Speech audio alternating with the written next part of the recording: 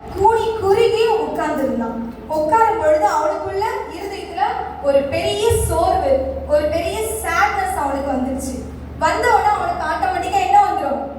பயம் வந்துடும். நம்ம தனியா இருக்கிறோம் அப்படின்ற ஒரு பயம் வந்துடும். அவன் தனியா நீ பயப்படும் பொழுது அவங்க அப்பா என்ன சொன்னாரு? ஒரு சீட் பாக்கெட்ல போட்டு, தம்பி நீ தனியா இருக்கிறத ஃபீல் பண்ணீனா அந்த சீட்டை எடுத்து பாருன்னு சொன்னார்ல. அவன் என்ன பண்ணான்னா உடனே அவனுக்கு ஞாபகம் வந்து அவன் பாக்கெட்ல இருக்கிற அந்த சீட்டை எடுத்து ஓபன் பண்ணா என்ன இருக்கும்?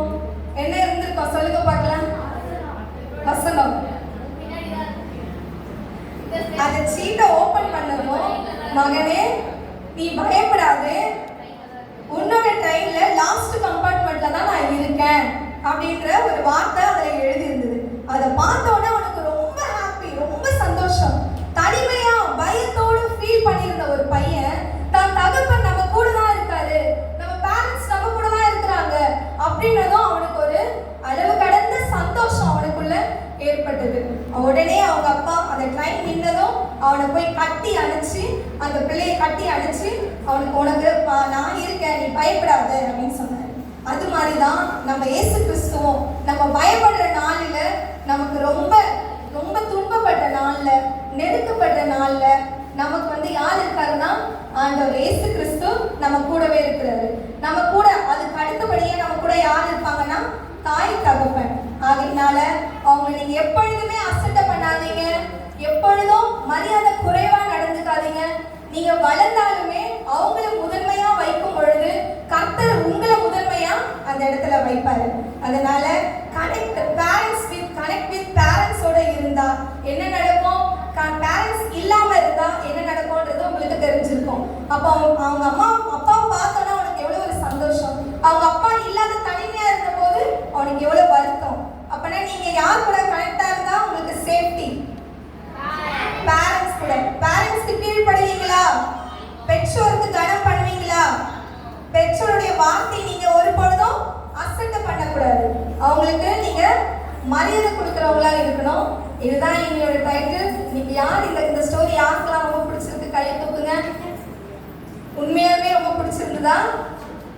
நிஜமாவே வா. இல்லையே உங்க முகத்துல ஒரு சந்தோஷமே இல்லையே, சிரிப்பே காணுமே. ஹalleluya. இது யாரெல்லாம் கவனிச்சீங்கன்றதை நான் இப்ப பார்க்க போறேன். ஒரு சின்ன क्वेश्चन. நான் யாரை வேணாலும் கூப்பிடுவேன், யார் வேணாலும் நீங்க பதில் சொல்லலாம். கேட்கறவங்களுக்கு மட்டும் பதில் சொல்லணும்.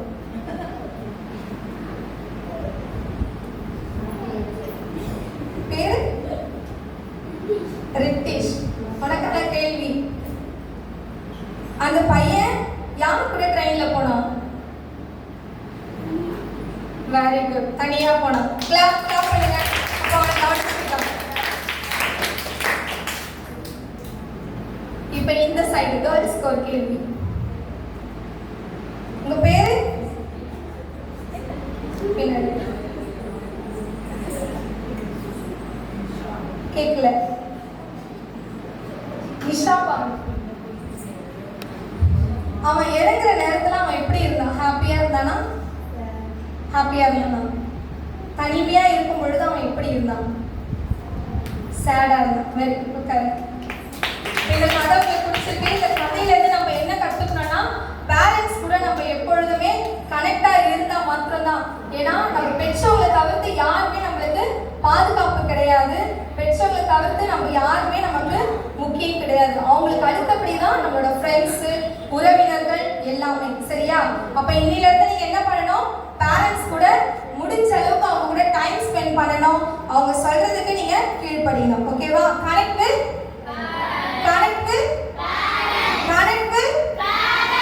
Okay, thank you.